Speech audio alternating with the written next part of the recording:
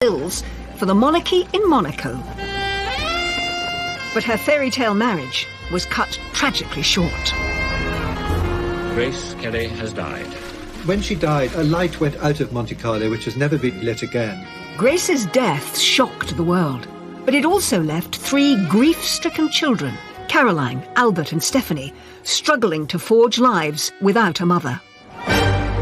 They were thrown into this terrible state. And, of course, if you are royal, the show goes on. For decades, the 3 children suffered misfortune in marriage as they grappled with Grace's death in different and dramatic ways.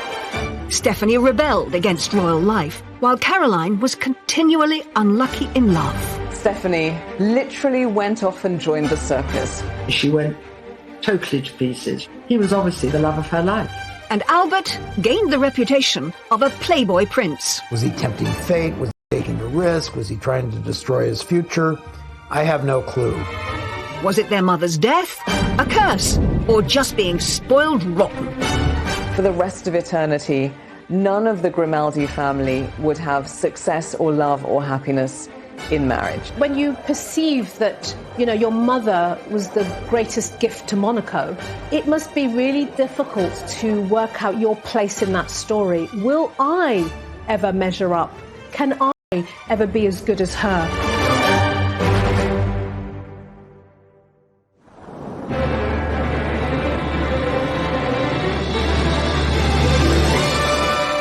Grace Kelly had 3 children, Caroline, Albert and Stephanie.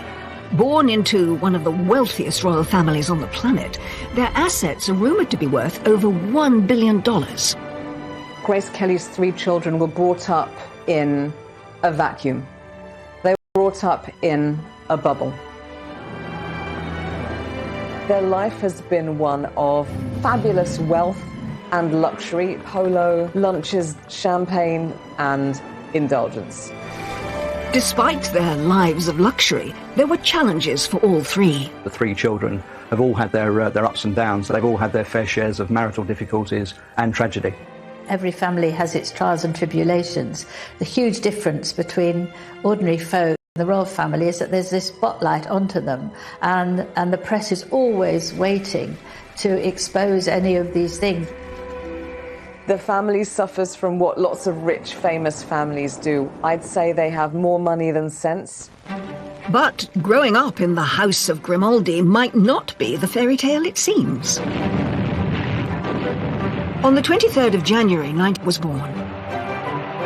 She had to always be the good girl, to observe protocol, to do the right thing, to say the right thing, all at the right time. Grace, because of her own childhood, was a strict disciplinarian, so she spanked her eldest daughter for being naughty, and she once said, "I spanked her every day." Albert came along just over 12 months later. As the first male child, he had a date with destiny, that he would one day follow in his father's footsteps as ruler of Monaco. But it was a fate young Albert struggled to grasp. When asked what he'd like to be, he said he wanted to be a cowboy. He found it very hard to sort of engage an ambition for himself, since his role in life was very much laid out before him. As heir, Albert came under the tutelage of his father, Prince Rainier, said to be far stricter than Grace and often absent, preoccupied with the business of ruling the principality. Prince Rainier was extremely wary of other children and of other families getting close to the royal family at Monaco. He didn't really understand why his children needed friends. Caroline's fond of telling a story about how when they were young, they would pretend they were poor, she and Albert, when they played, so they could be like other children. The fact is, once you're in that fishbowl, you're in that fishbowl, and no matter what people do to try to make your life normal, it's not going to be. Born 7 years after Albert in 1965, Stephanie, the youngest, perhaps experienced a more relaxed childhood than her older siblings. Well, Albert once said that Stephanie learnt very quickly how to wrap her mother around her little finger. I think Stephanie was probably a little bit more spoiled than the others and maybe allowed to get away with a few things. Stephanie was inseparable from her mother. But their close connection meant that, together, they went through one of the most traumatic events to hit the House of Grimaldi. What should have been a simple trip, Grace driving her daughter to the train station, turned into a tragedy that would go down in history. Grace was driving round the infamous hairpin bends of the Corniche outside Monaco when she crashed her car. And so Grace Kelly has died.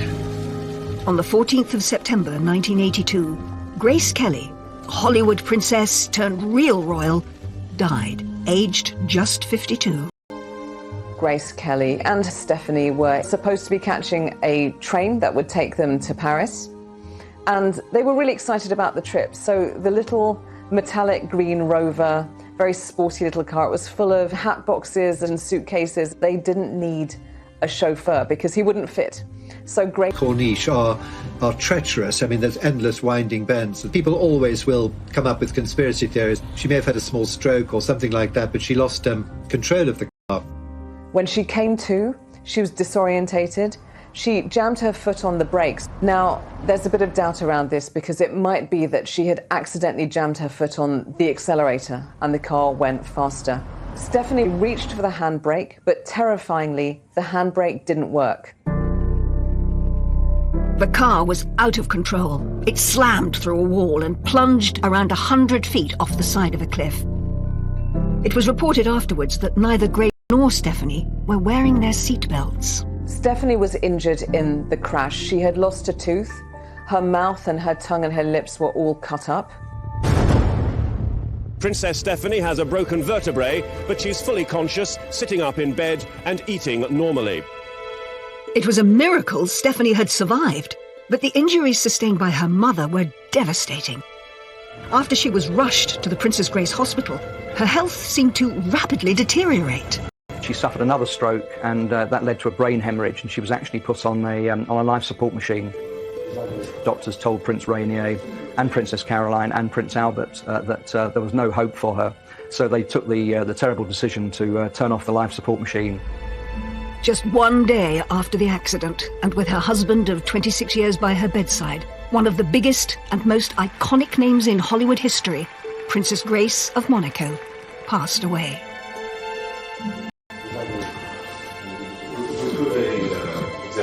Globally, people were very upset. Grace Kelly had been really the brightest light of Monte Carlo. When she died, a light went out of Monte Carlo, which has never been relit again. The world was mourning the loss of Grace Kelly, but her 3 children were mourning the loss of their mother, and each would cope in different ways and face unique challenges. This was cataclysmic for Princess Caroline. The requirement that from the moment of the death, the moment of the funeral, she herself, Princess Caroline, was essentially the First Lady of Monaco. She has had a tricky life with 3 quite complicated marriages. Inevitably, the death of Princess Grace affected Albert. He sought solace in all sorts of things, you know, enjoying himself and going out with different girls. Prince Albert didn't want to grow up. His behaviour was very much of a teenage boy. He'd see a beautiful model, he'd see a beautiful actress, and his attention was with them. The House of Grimaldi was traumatised. But was this down to tales of an evil curse, one that would jinx the family forever? As it's purported to be Prince Rainier I in the 13th century who kidnapped a beautiful maiden, alas, raped her, and she then developed witch-like powers and said that she would put a curse on all future generations born into the Grimaldi family. For the rest of eternity, none of the Grimaldi family would have success or love or happiness in marriage. They've struggled to find lasting life partners. But whether that's a curse or just really bad luck, that's open to debate. The monarchy themselves seem to go by facts and not fiction. Journalist and author Joel Strawty McClure first met Prince Albert in 1988, who told him how the curse is perceived within the House of Grimaldi. He basically said that their family was no different than any other. So he takes it with a grain of salt, And, Prince Rainier, his father, also said that we have the same faults, defects, and attributes as any other human beings. Just because we're royals does not make us immune. Despite rejecting there being any truth in a curse, it has still been an unfortunate shadow hanging over them. None more so than Stephanie, whose life was thrust to the forefront of public attention in the aftermath of the crash. She's talked about to the media about the weight that having that blame put on her has affected her life. And the trauma of her mother's death seemed to send the princess down the path of a royal rebel. She literally went off and joined the circus, she and her kids.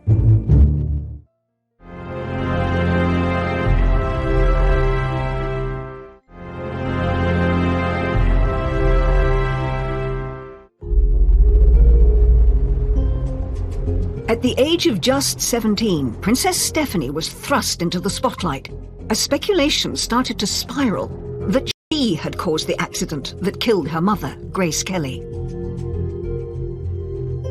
Stephanie had to deal with some extremely nasty and, I believe, traumatic rumors that Stephanie herself had been driving, or that she'd been quarreling with her mother and that she had distracted her mother. None of those things were true.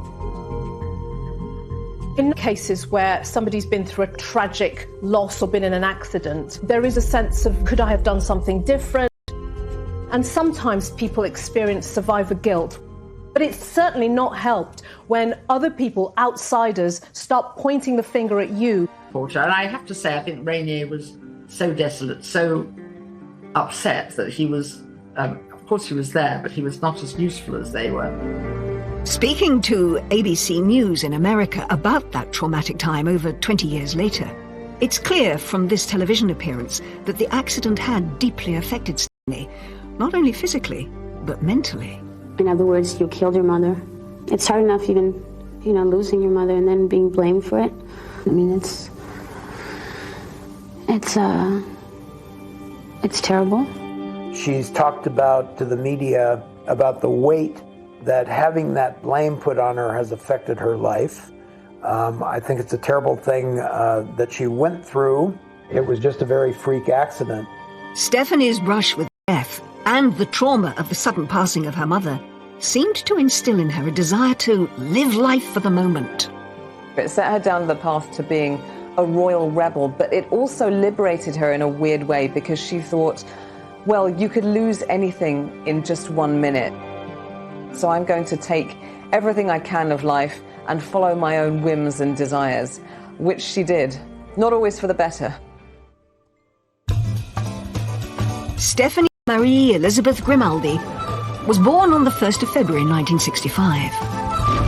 Welcomed into the world with a Monegasque traditional 21-gun salute, she was Grace and Rainier's third and perhaps most colourful child. Third child, was spoiled, much more than the first and the second, and Stephanie took full advice and full advantage of this. Stephanie was so stubborn and lively, extremely rebellious and very naughty indeed. Even her own mother said, I should have beaten her like a gong without making her give way. Grace had a very loving pet name for Stephanie. She called her enfant terrible, which means terrible child or naughty child. The wide age gap between Stephanie and her siblings Caroline and Albert may have strengthened the bond between mother and daughter, but this close relationship would perhaps have consequences in years to come. Prince Rainier was worried about how close Stephanie was to her mother because it's an interdependence as opposed to being preparing you for your future life. We say in French, dans les jupons de sa mère, in the petticoats of her mother. But when her mother died, 17-year-old Stephanie was suddenly left without the guidance and support of her closest ally. Princess Stephanie was quite insecure as a child and hung on to her mother whenever she could and very much needed her to help her cope with. Stephanie had to face the journey into adulthood without her mother. The princess was keen to get a taste of life outside of the palace. She had the connections, but struggled to find her calling. She tried modelling, then she realised The really interesting thing in fashion probably is to be a designer. There's a lot of boring stuff, as we all know, about work, and Stephanie wasn't used to boring.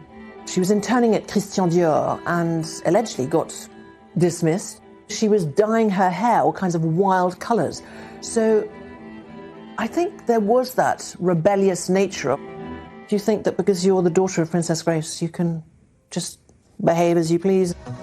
With no career choice seeming to stick, Stephanie tried her hand at music. A diversion from the conventional look and path of a princess, Stephanie released her first single in 1986, Urago. What you see there is a very unprincessy image. She's being sexy, she's doing her thing. This is her attempt to say, you know, I'm more than just this princess. I have my own identity and I'm trying this out for size and I like it. Growing up, Stephanie was fascinated by Grace's awe-inspiring Hollywood past. That's perhaps what inspired her to follow in her mother's golden footsteps in her attempts to carve out a creative career. Grace would tell her all the stories about Hollywood, and they would sit in the palace and dance together, and they'd look at old photographs. They'd talk about the films of the current day. Please welcome Her Serene Highness, Princess Stephanie of Monaco. In 1990, she gave a nervous performance on Aspel & Company, opening up about her true feelings on her bumpy journey to stardom. Trying to establish a name and identity for herself in the shadow of her iconic mother was always going to be tricky, and comparisons were often drawn. I would love to be an actress one day, but I think it's even harder for me because everybody's like waiting for me and, oh my God, they're going to compare me to my mother. Show people that I have a personality of my own and I'm not trying to be my mother. Knowing people are watching it saying, you're not as good as the great Hollywood icon that is Grace Kelly. The fear of continually being compared to her mother and coming up short really stymied Stephanie's acting career because it hurt her confidence. But it wasn't just her career that seemingly showed an urge to break free from the royal orbit. As Stephanie continued to live for the moment, her love life took an unexpected turn. Just like generations of Grimaldis before her, a string of turbulent relationships ensued, with the press linking her to some very high-profile men. Footballer. She had a relationship with Jean-Claude Van Damme, the actor, the Hollywood star Rob Lowe. And in 1991, she got together with Daniel de Crouet, her bodyguard and a former fishmonger. It marked the start of a very lively love life. Prince Rainier mistrusted him very strongly, and he began to suspect that his daughter did not have a very solid sense of what was good for her in relationships. He was already involved with another woman who was 6 months pregnant, but they fell in love, and Stephanie actually ended up marrying him, and they had 2 children. And I think he was probably the biggest love of her life. Her father was incandescent, but Prince Rainier soon fell for the grandchildren and accepted them and their marriage. But hopes of a fairy tale ending were soon dashed. Less than a year into the marriage, things took a dramatic turn when a series of candid photographs of Daniel were published in Italian magazines. He was actually photographed frolicking, if you will, with Miss Belgium bare breasts. Needless to say, Stephanie wasn't terribly happy about that. The couple divorced in 1996, but in 1998, Stephanie's adventures in love continued with another bodyguard, Jean-Raymond Gottlieb. She had a child with him, a daughter called Camille. The father was not named on Camille's birth certificate, and in fact it was only revealed decades later by the daughter herself on Instagram. She was actually banished by her father to a ski resort to try and recover while the dust settled from the scandal. And then she took up with a Corsican barman. Aged 36, she made another surprising choice and got involved with married Swiss elephant trainer Franco Cani. Love blossomed after they met at Monaco's International Circus Festival. She literally went off and joined the circus. She and her kids. She's got 3 kids by now. Princess Caroline was absolutely devastated by her sister's behaviour. She felt she was letting the whole family down. actually moved into his trailer and they actually travelled around with the circus. And obviously it was not ideal for her children. It was very difficult for them to get educated. And I think after a while the novelty wore off. The relationship fizzled out, but the circus around her love life wasn't over. Waiting in the wings was Portuguese acrobat Adans Lopez Perez, who was nearly 10 years her junior. The unlikely couple's family home was a caravan, a far cry from the splendour of the 253-room Prince's Palace of Monaco. Eventually she moved back to the luxury of the palace. It may appear to some that her love life was cursed, or that its chaotic nature was perhaps a reaction to her mother's tragic death. But it could be just as Stephanie has said herself. I may be a princess, but above all, I'm a human being.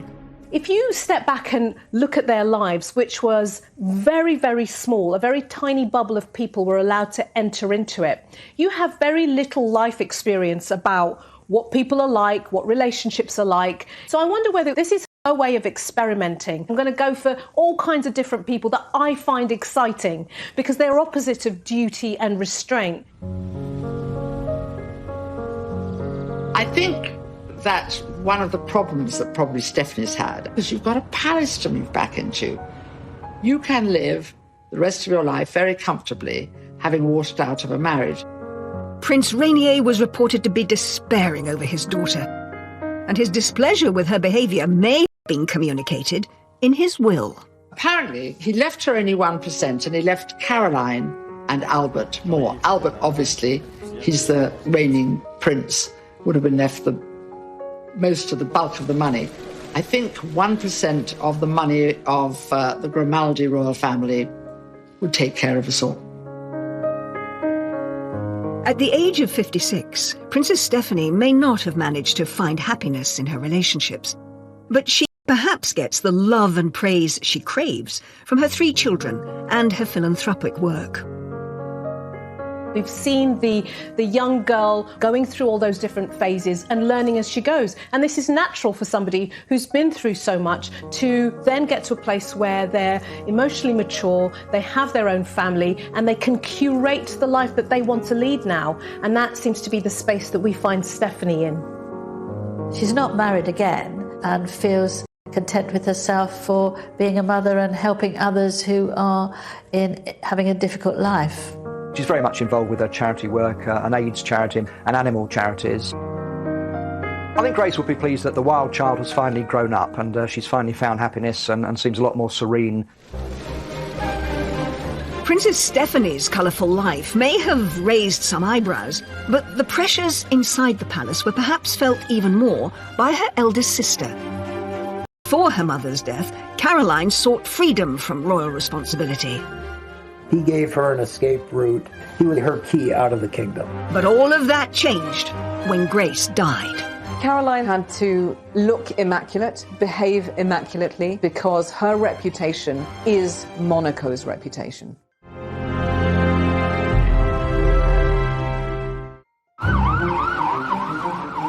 Princess Caroline was only 25 when her mother died, and her role in the royal family changed overnight. No one could have predicted that she would have to take the reins so young.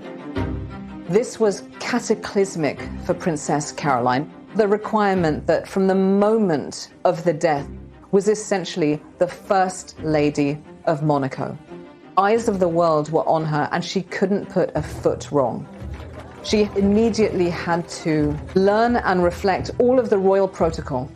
She had to look immaculate, behave immaculately, provide no grounds for any possible criticism because her reputation is Monaco's reputation. Caroline was stepping up, something her sister, Stephanie, would never have endured, and her brother, Albert, wasn't ready to take on.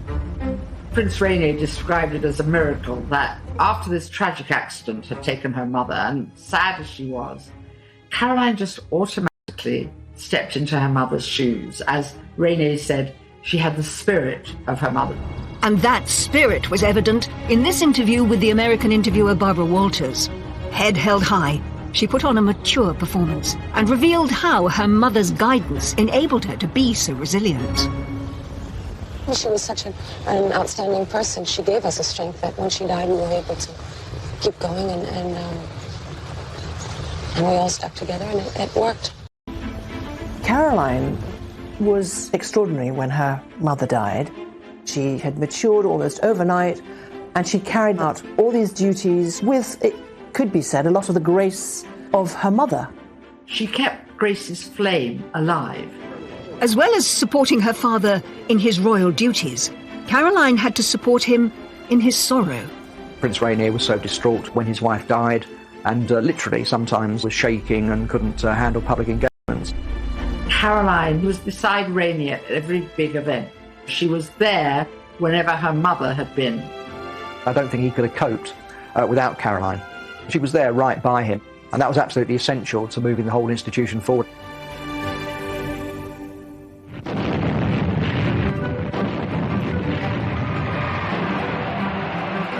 The birth of their first child was a beacon of light for the Grimaldi family. Born in torrential rain, there were high hopes for Princess Caroline. Princess Caroline was born in the middle of this huge storm.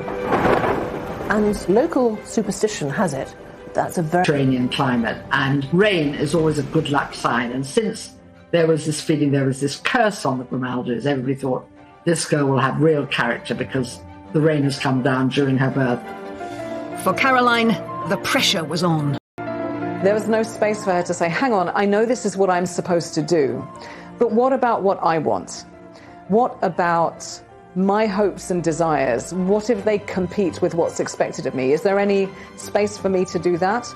And the answer was no. There was no space for her to misbehave. Although Caroline had managed to step up to First Lady and handle it so well, it was a far cry from the lifestyle she'd become used to in her university days in Paris.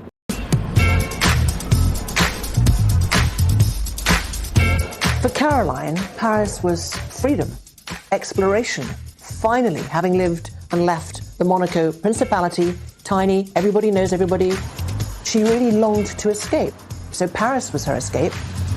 She was finally free of the stiff formality of Monaco and of being a kind of Euro royal where you're expected to behave all the time. She was able to sow her wild oats, and she certainly did. She wanted to get out. She wanted to get away from, if not out of, that fishbowl. But escaping Monaco didn't deliver the freedom Caroline had hoped for. She was photographed by the paparazzi all the time, smoking and drinking and cozying up to her friends who were also equally glamorous and well-appointed. Having a good time as a young, talented, privileged woman is not some sort of crime, but she was painted as a party animal in a negative way. Caroline, in that famous interview with Barbara Walters, gave her side of the story. When I was 18, 19, like every kid my age, I used to go out to disco on Saturday night, which I don't find astounding in any way. I went out far less than anybody in my generation, but people think that I lived in nightclubs and parties, and it's silly. It's so untrue. She was portrayed by the press and the paparazzi as somehow being unclassy or downscale or loose. These were really slanderous, nasty things to say about her. She found it violating.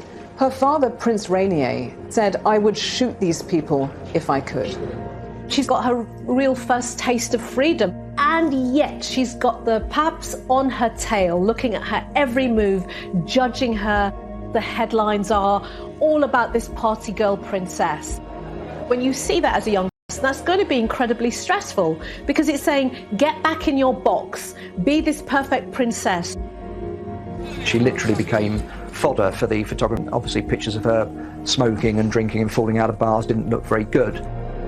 And these images of Caroline's lifestyle in Paris didn't play well back home in Monaco. The population in Monaco were absolutely shocked that she was doing things that ordinary people were doing, whereas she should be sitting quietly and obediently in the palace waiting for her prince to come. They wanted her to sew and to learn how to embroider and to wait for an arranged marriage, but she didn't want that. What Caroline did want was to live a normal life. And to her, that meant choosing who she married, a Parisian businessman named Philippe Junot. She saw him, she said later, as her ticket to freedom. Liberté, me voilà, freedom, here I come. Hey, I'm doing what I want to do. This is my life, my choice. Instead of being under the control of my parents in the small principality, guess what? I'm in Paris and I'm living my life. He gave her an escape route. He was obviously her key out of the kingdom. The royal family organised the wedding, which was attended by over 600 guests and celebrities from all over the world. After this lavish public event, Princess Caroline and Philippe Junot escaped to Scotland for their honeymoon and some peace and quiet. The wedding was obviously publicised all over the world. Were you very happy with the way that it went eventually? Yes, we were. We really enjoyed it, and it was really beautiful. But even in the Scottish Highlands, Princess Caroline couldn't escape the cameras. How's married life? Are you enjoying things? Yes, absolutely. Great. And how do you like Scotland? Oh, it's beautiful. First time we're here, so it's really lovely. Beautiful. What we saw up to now was great.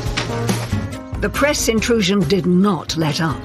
Later, Caroline would channel her energies into fighting for her right to privacy. She actually took action to the European Court of Human Rights to try and get a privacy agreement so that she could be left alone and other members of her family, and that was actually upheld. Caroline's parents were not enamoured with her choice of husband. Princess Grace had predicted that Caroline's marriage to Philippe Junot would only last 2 years. Well, what happens is that mothers are often right because they've own experience, and Princess Grace was quite convinced that the marriage would not last more than 2 years, and she was spot on. It didn't. When that marriage went south, I think her parents were very relieved. Junot was seen as the antithesis of what both Grace and Prince Rainier wanted for their daughter.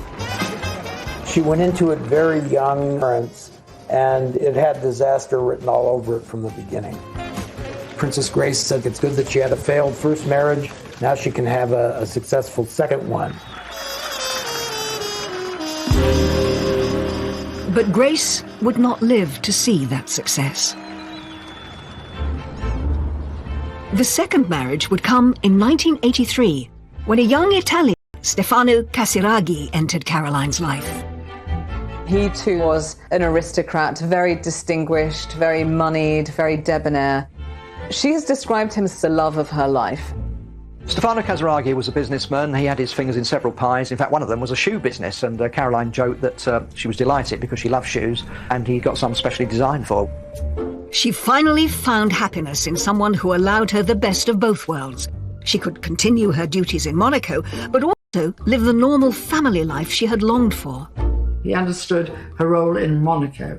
He understood that she needed to shine. She was a famous face they all recognized, a familiar face that they all admired, a woman who had a life that she had to continue with, and he supported her in all that. Caroline might have found the love of her life, but her father was less impressed. Stefano Casiraghi was younger than Princess Caroline, Italian, and had a reputation that did not please her father, but I'm not sure any man would have pleased Prince Rainier. Despite her father's issues, Caroline and Stefano married in December 1983. In contrast to her first marriage to Philippe Junot, which had all the bells and whistles, 600 people attending, this marriage was very low-key, civil wedding with only 20 people.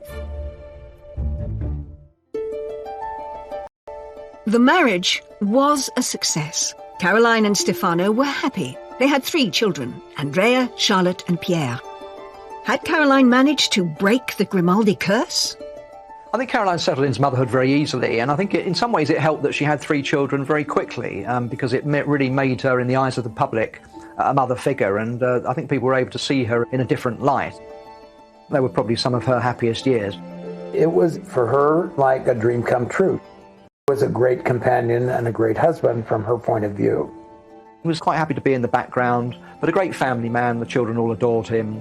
Caroline was in the midst, when she married Stefano Casiraghi, of being Monaco's first woman. And that role would not end, of course, until Prince Albert took a wife, and those obligations were shared, if not dropped. I think that she continued willingly to fulfill her princessly obligations to the country, a mother, but she fought on. She did what she was supposed to do.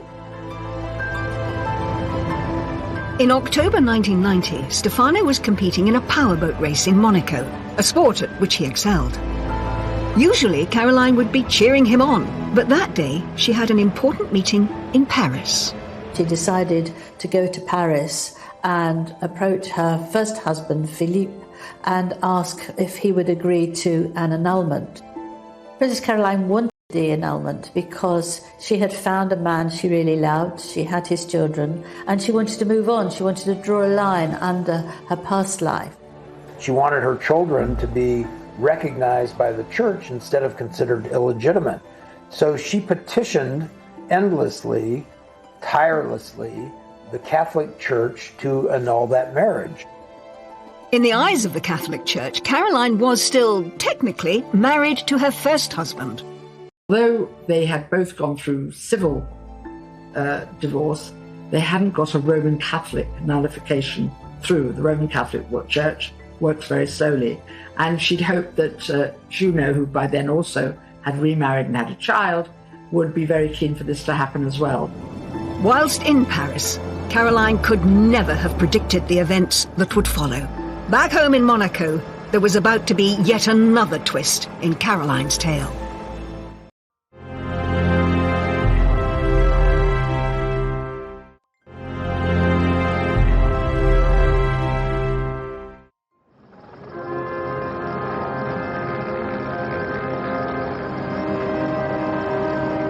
In October 1990, Princess Caroline was in Paris, and her husband, Stefano, was competing in a powerboat race in Monaco. During his race, Stefano's boat capsized, and he was killed, leaving Caroline widowed with 3 young children. The irony, of course, in Stefano's death was that this was going to be his last time of boat racing. He decided it wasn't safe and that he was going to give it up and turn to shipbuilding, which would be much safer. It was a very responsible decision if he was father of 3 children, but tragically, it was not to be. Caroline's world had fallen apart again.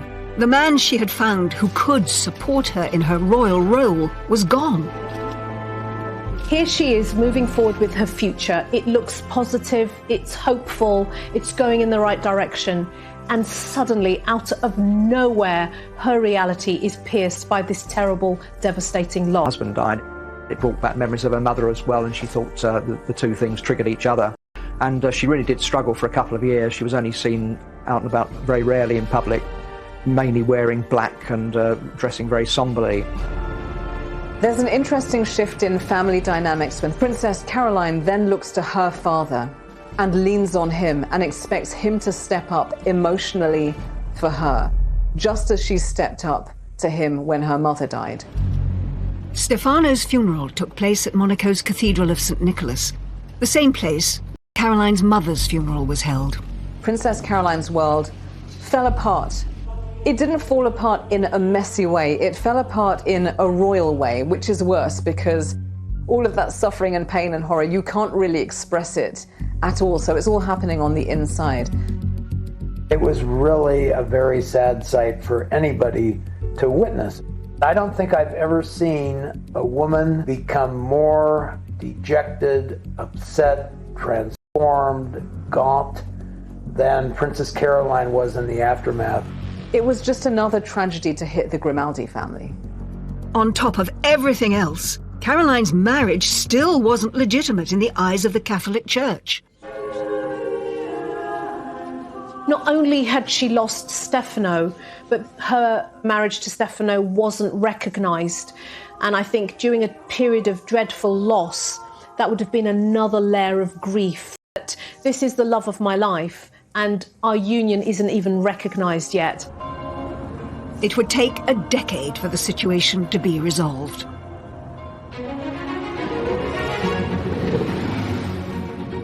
Just as Caroline began to get back on her feet again, an old acquaintance, Prince Ernst August of Hanover, came back into her life. Another shot at marriage was on the cards. He is royal as they come. If you look into his family background, it pretty much goes back as far as the Roman Empire. He is super duper, unbelievably mega posh, every which way you look at it. And he has connections to every major European royal family, including the English royal family through King George. On paper, they were a good match, and in 1999, they decided to tie the knot.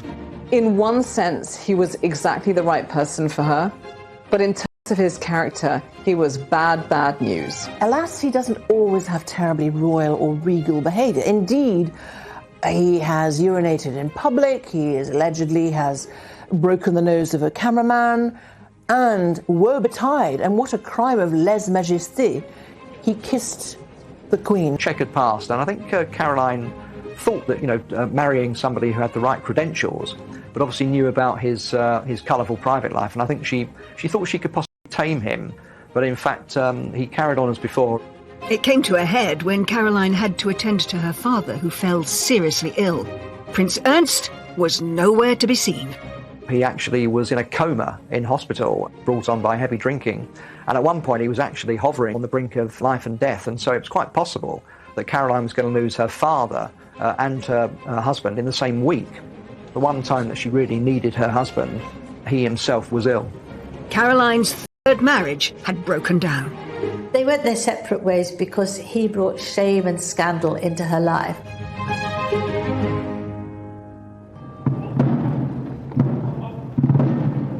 Meanwhile, Caroline was still saddled with the responsibilities of being First Lady of Monaco.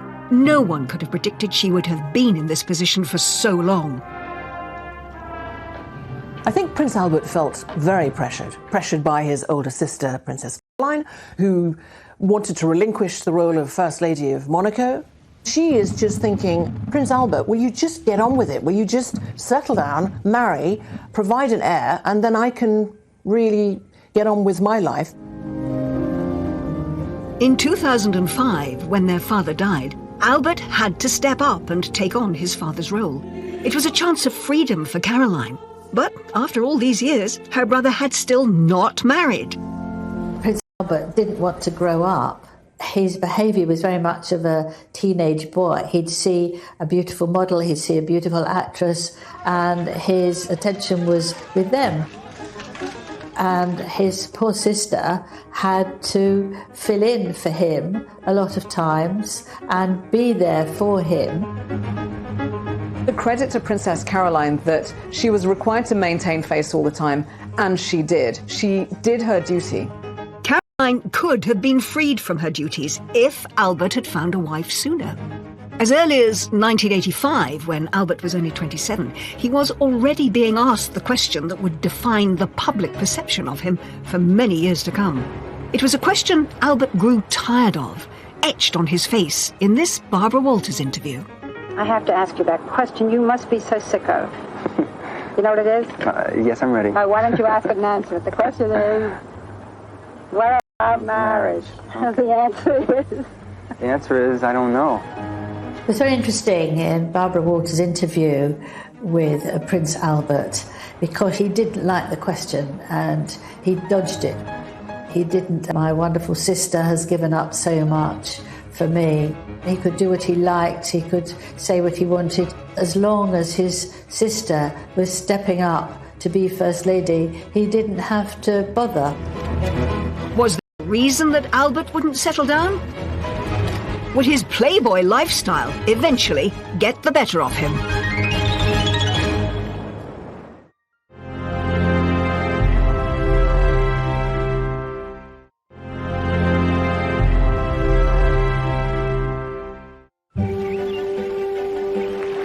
From the moment he was born, the second of Grace and Rainier's three children, Albert was destined to become ruler of Monaco. But from an early age, it was clear it was something he wasn't necessarily looking forward to. You can hear from his own mouth Somebody who's saying, I just wanted to be a cowboy. I found doing the royal stuff boring.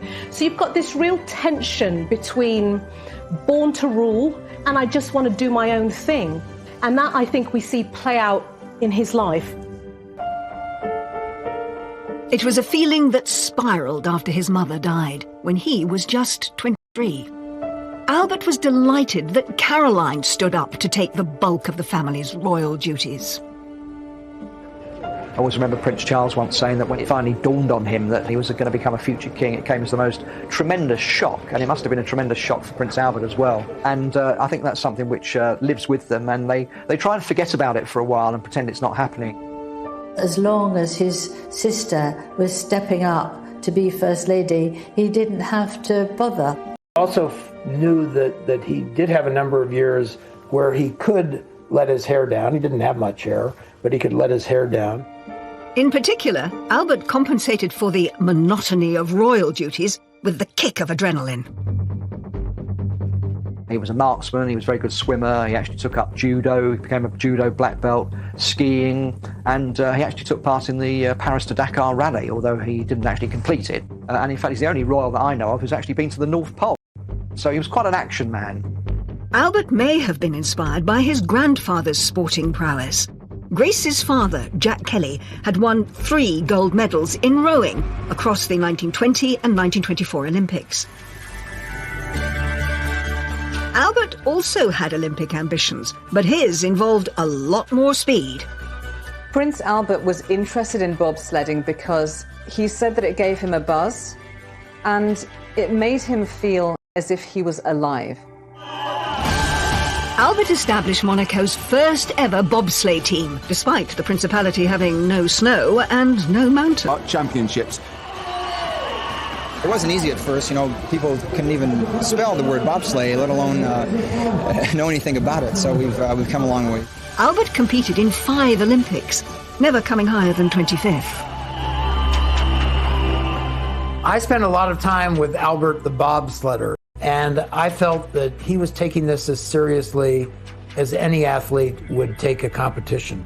I was quite impressed. The sense of participating in an international event, especially a winter event, from a Mediterranean country, was really quite exciting for them.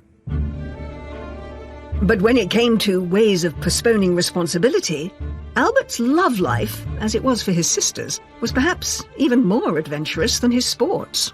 I can remember doing a story for Cosmopolitan magazine in 1990 titled Prince Albert is Available. At that point, he was considered one of the most eligible bachelors in the world. He was linked with many, many girlfriends, Brooke Shields, Naomi Campbell, Claudia Schiffer, and many others. He was having a fairly hedonistic lifestyle and trying to forget that his destiny was eventually to take responsibilities. The prospect of Albert knuckling down and finding a wife to take on Caroline's duties as First Lady seemed remote. In 1987, former Playmate model and German actress Bea Fiedler claimed Albert was the father of her child Daniel. There was a certain amount of controversy about where the DNA for the testing had come, and a judge actually threw that case out, so that wasn't proven. Albert's risky behaviour seemed tailor-made to spice up what he described as boring royal duties. But it was clear his Hollywood mother's life and death also weighed heavily on him. What a fate to have Grace Kelly as a mother. I mean, that beauty, that charm, that vivid intelligence, that charisma. I think that Albert must have felt both the weight of the expectations on him and the public role that he was absolutely, clearly expected to play. I think what he got from his mother was not anything she said, but who she was and the way she carried herself and the way she herself had adapted to becoming Princess of Monaco. He certainly has a sense of calm and lack of drama and acceptance of things that seems to have come more from his mother than from his father. He certainly has a greater sense of equanimity than his sisters do. When you perceive that, you know, your mother was the greatest gift to Monaco and was this beautiful, incredible actress who became, if you like, the perfect princess, it must be really difficult to work out your place in that story. Will I ever measure up? can I ever be? In 2005, he was still unmarried and Caroline was still First Lady. Just 6 days before his accession came another bombshell that hinted that Albert wasn't going to settle down anytime soon. Prince Albert officially acknowledged that he was the father of 22-month-old Alexandra, an out-of-wedlock son with former flight attendant Nicole Cost. Well, there have been rumours before about love children, and he denied it. Another illegitimate child resurfaced in the week before he was actually going to be enthroned. And then subsequently the paternity suit actually turned out to be true. Albert was forced to go onto French television and face up in this stiff and uncomfortable interview. J'ai été extrêmement choqué par la façon dont cela a été traité et le moment tout à fait inopportun. Et vous attendez à d'autres révélations ou à d'autres campagnes de cette nature, puisque ça peut donner envie? Je sais qu'il y en a et qu'il y a d'autres personnes qui font les mêmes, présentent les mêmes, à peu près les mêmes cas. What has baffled me about that is why he was unaware of the existence of condoms. Was he tempting fate? Was he taking a risk? Was he trying to destroy his future? I would like to talk to him about it one day, and I don't imagine I ever will. Albert reportedly provided Nicole with $12,000 a month in financial support, as well as a $2.5 million house in the south of France. Alex would keep the Grimaldi name, but could not succeed Albert. I wonder whether in that position, he had no choice. It seemed like Albert might be about to put his Playboy past behind him, but it wasn't long before more revelations surfaced. Prince Albert had already had to admit to the existence of one love child. It turned out that he had yet another love child who was 14 years old. In the early 1990s, Tamara Rotolo, an American, had come forward and claimed that Albert was the father of her daughter Jasmine, and that was hushed up and he denied it. But in fact, a DNA test eventually proved that he was the father, and in 2006, a year after he'd become the prince, he actually admitted that he was the father of Jasmine as well. So it's like, all right, cards on the table, let's do this because I'm ready and willing to step up. Albert's admissions may have had another purpose. He'd recently started a relationship with a fellow Olympian, a South African swimmer that he'd first met 5 years earlier. Prince Albert met Charlene Wittstock at a swimming gala, and they immediately bonded over a shared love of sport. With what seemed like a clean slate, finally the way seemed clear for Albert to settle down. But Albert's love life was never plain sailing. There were all sorts of rumours that evidence of a third illegitimate child might emerge, and that Charlene was getting cold feet. There is speculation that Charlene Wittstock was to go through with the wedding.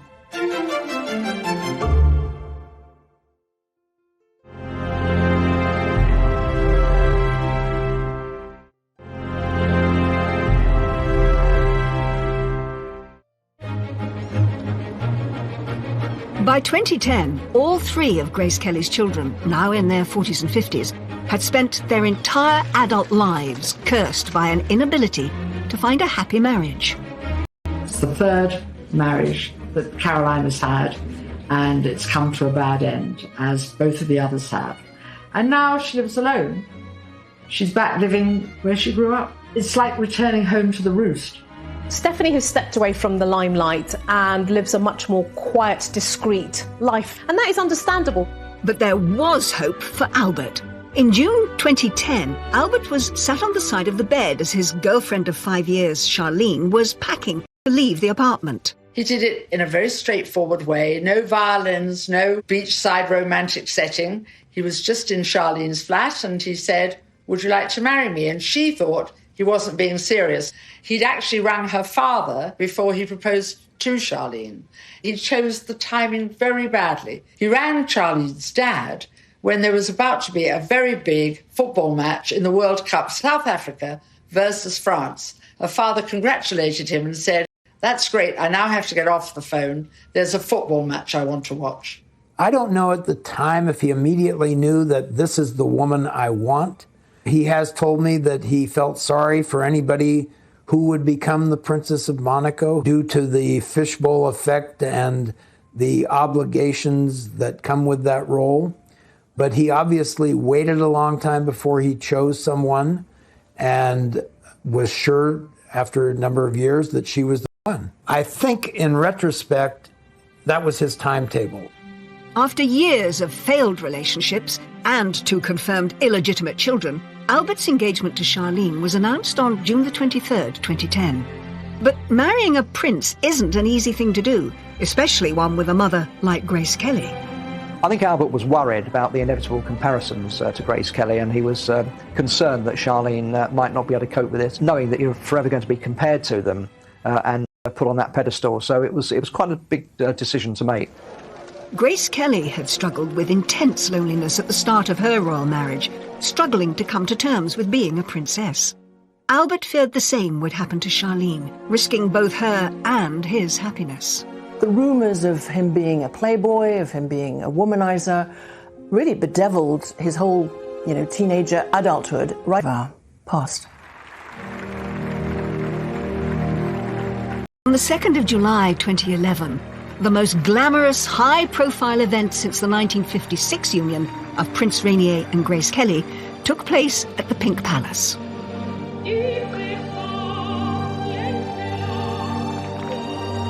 It was a spectacular affair. There was entertainment by Jean-Michel Jarre and the Eagles, and it was reckoned that the whole thing cost about $65 million. It was quite an extravaganza.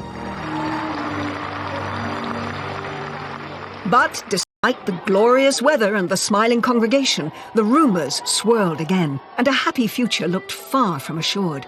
In front of the full glare of the palace cameras, Charlene cried uncontrollably. What did not fail to hit the headlines and get an awful lot of coverage is the fact that she appeared to be crying on her wedding day. The royal couple publicly denied that Charlene was an unwilling bride, after tabloids had circulated rumours that Charlene had been spooked by talk of a third confirmed love child for Albert.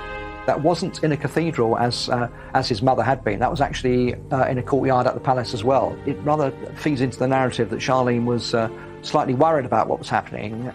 One French paper went as far as to write that she'd attempted to flee back to South Africa, with authorities stopping her helicopter flight to Nice airport on instructions from the palace.